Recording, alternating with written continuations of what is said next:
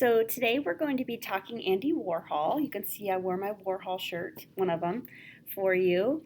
And we're going to be talking about taking those ideas of color and adding them to our works of art. So you can see here, Andy Warhol did pop art. So art of the popular culture. He did this Marilyn Monroe, and he changed the color scheme on these over and over and over again to see the way it impacted this work of art. So you can see this Marilyn looks very different than this Marilyn does, and definitely different than that one does. But each of these were a different print, and all he did was change the color. So we're going to kind of do the same thing with our online assignment. We're going to take a picture of our work of art that we drew, and I told you to pick one from those 10 sketches you did and draw it big. So take a picture of it, and then you're going to drag it over into your photos. So I've drug mine into my photos, and then I'm going to double click it.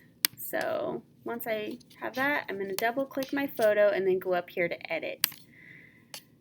So I've already started this one, the kind of idea that we're going to be doing. We're going to be talking about different color schemes and trying to change these up with our color schemes.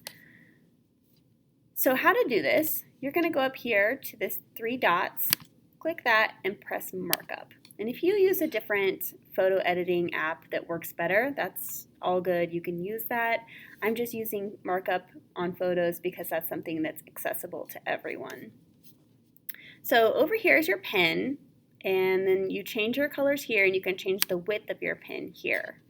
So you're just going to kind of choose the colors of different color schemes and edit your photo. I actually didn't draw these Clorox wipes. This was a past student's work. But I wanted to use them because Clorox wipes are super pop art right now. We went through a phase where nobody could get Clorox wipes, so very popular pop art right now. So I'm going to take my pen and I'm going to change the color. I want to stay within my cool colors because I've got green, purple, and blue, so I can have a cool color scheme. So I'm going to pick this dark blue for my background. And since I'm going to do the background, I'm going to use the really thick line here, and then I can just start coloring in my design. And I want to go slow so that it's a nice work of art and not something that you just throw together really fast. And I do understand that this tool is not very easy to work with, but you can see I'm not lifting my pen tool off of the paper or my thumb off of the computer until I've got everything that I need colored in. And I'm just going to color in all the background right now and take my time so it looks nice and neat. And I'm just going to do a little part of it just for demo's sake. But if I were to let go of this tool, what's going to happen is it's going to correct it. You can see I can just go off the edge because it's going to correct it for me anyways. So I'm going to let go just for the sake of being able to see it.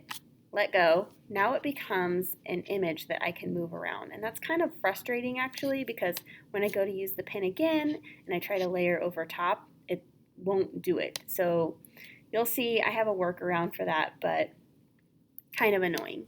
So I would have done all the background, and I can use this pen again, but this time I want to use the thinner version. Oh, I don't want to change that. You can see what that did. So I can just go fix that by going back over here, but I'm going to click out of that image first. Now I can go get the thinner one, and you can see I can start filling in these little gaps here, and as long as I don't lift my pen off or my thumb off the mouse, I'm okay to go like overlap the other ones, but once I take my thumb off, it destroys that, and I'm not able to go back over. So I'm just filling in these gaps here. Oop, and I went a little bit over, but it's okay. Just gonna overlap that.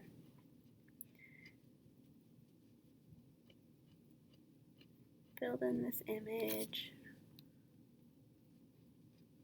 like so.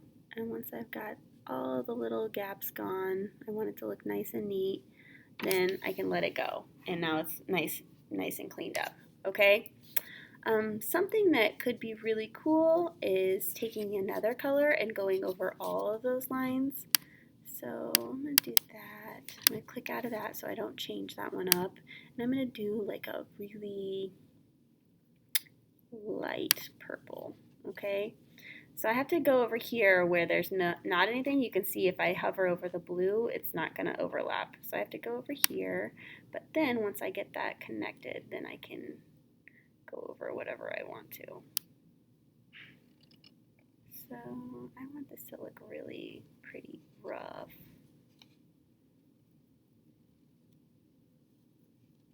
Just for the sake of it looking interesting.